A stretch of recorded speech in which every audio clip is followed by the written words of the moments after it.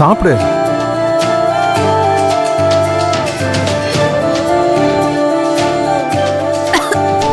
இரு.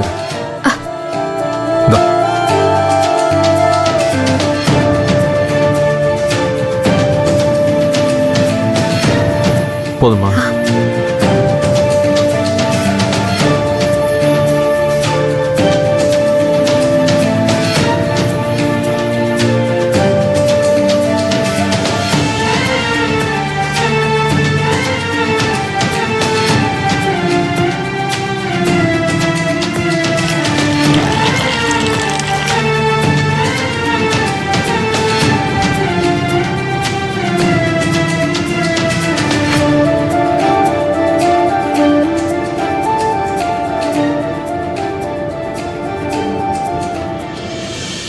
ரொம்ப அடிச்சிட்டாங்களா? அதெல்லாம் ஒண்ணும் இல்ல, பரவாயில்ல.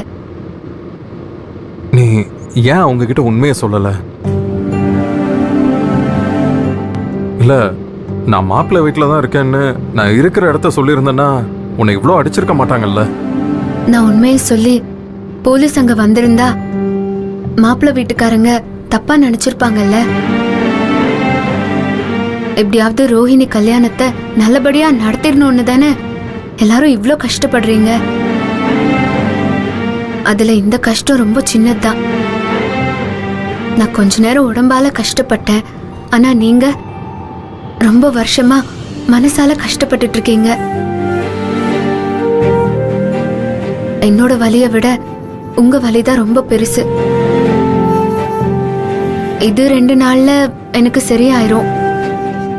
நான் அவசரப்பட்டிருந்தா ரோஹிணியோட லைஃபே அஃபெக்ட் பண்ணிருக்கோம்.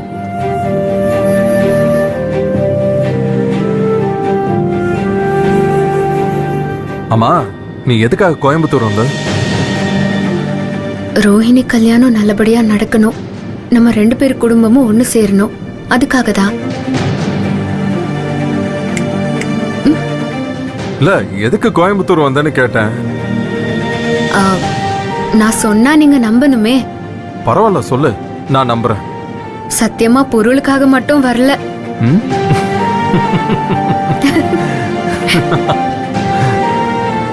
போலீஸ் ஸ்டேஷன்ல கூட என்ன இவ்ளோ சந்தேகப்படல. நான் வந்ததால கெட்டது எதுவும் நடக்கலல்ல. அதுக்காக நான் கேட்கல. சரி, அதெல்லாம் இருக்கட்டும். மாப்பிள்ளை எப்படி? நல்லா இருக்காரு. அவ்வளவுதானா? சூப்பரா இருக்காருன்னு எக்ஸைட்டடா சொல்வீங்கன்னு பார்த்தேன். மாப்பிள்ளை மட்டும் இல்ல, அவரோட அம்மா அப்பா எல்லாருமே தங்கமானவங்க தான். மொத்த குடும்பமுமே சூப்பர் தான். அது சரி, இந்த விஷயத்த வீட்டுக்கு ஃபோன் பண்ணி சொல்லிட்டீங்களா? எது, நீ போலீஸ் ஸ்டேஷனுக்கு போன விஷயம் எல்லாத்தையுமா? ஐயோ இல்ல, மாப்பிள்ளை வீட்டை பத்தி. இல்ல, அத நான் வீட்டுக்கு போய் சொல்லிக்கிறேன். எப்பவுமே நல்ல விஷயத்த தள்ளி போடக்கூடாது. உடனே ஃபோன் பண்ணி சொல்லுங்க. சரி.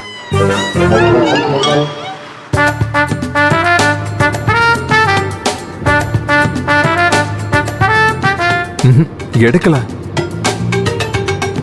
சரி, இன்னொரு வாட்டி ட்ரை பண்ணுங்க.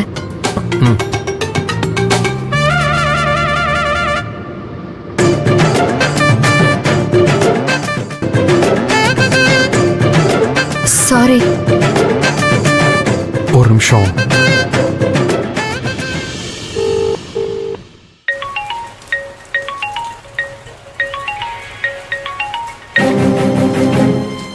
கதிர், மா, என்னப்பா இது?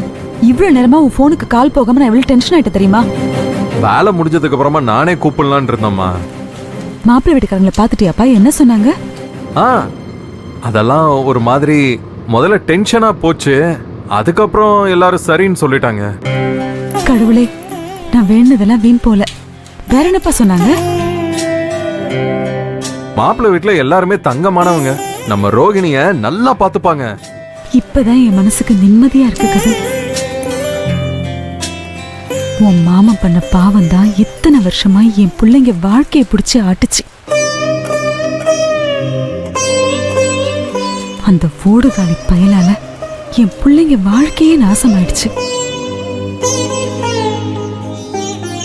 இனிமேலாவது எல்லாம் நல்லபடியா மாறணும். மா, இனிமே நமக்கு எந்த கெட்டதும் நடக்காது. நீங்க தைரியமா இருங்க. நான் ஊருக்கு வந்து மத்ததெல்லாம் பேசுறேன், சரியா? சரிப்பா, நீ பார்த்து பத்திரமா வா.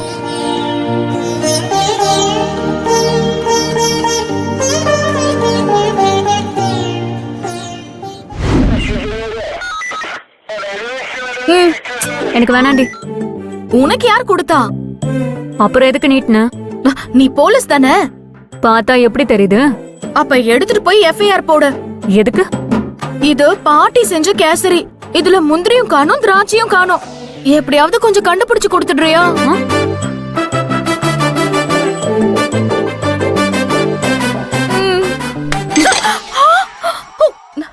ஏன்? என்ன பார்த்தா உனக்கு எப்படி தெரியுது? கேசரியில முந்திரி பருப்பு தேடுற போலீஸ் மாதிரி தெரியுதா? லைட்டா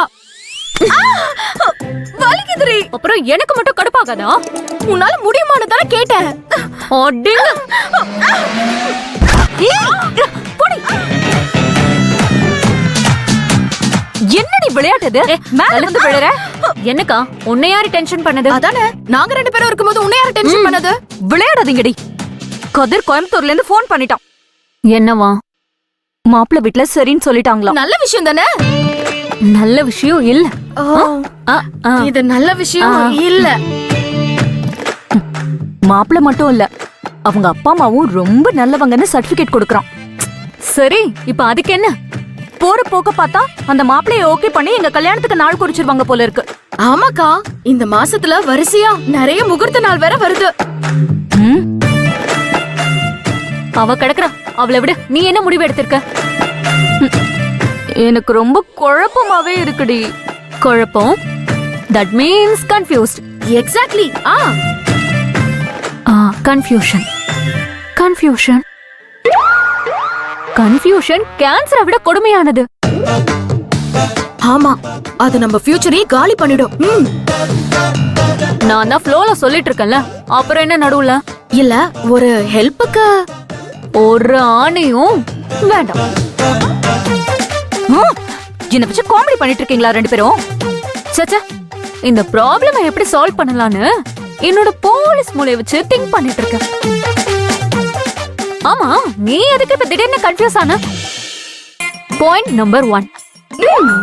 முதல்ல இந்த ஆளோட போட்டோவை தானே மாப்பிள்ளைன்னு அனுப்புனாங்க. நம்பர் 2, அப்புறம் அந்த ஆளு அப்ஸ்காண்ட் ஆயிட்டான். நம்பர் 3, முதல்ல வந்தவன் பெங்களூர்னு சொன்னான், இப்ப வந்தவன்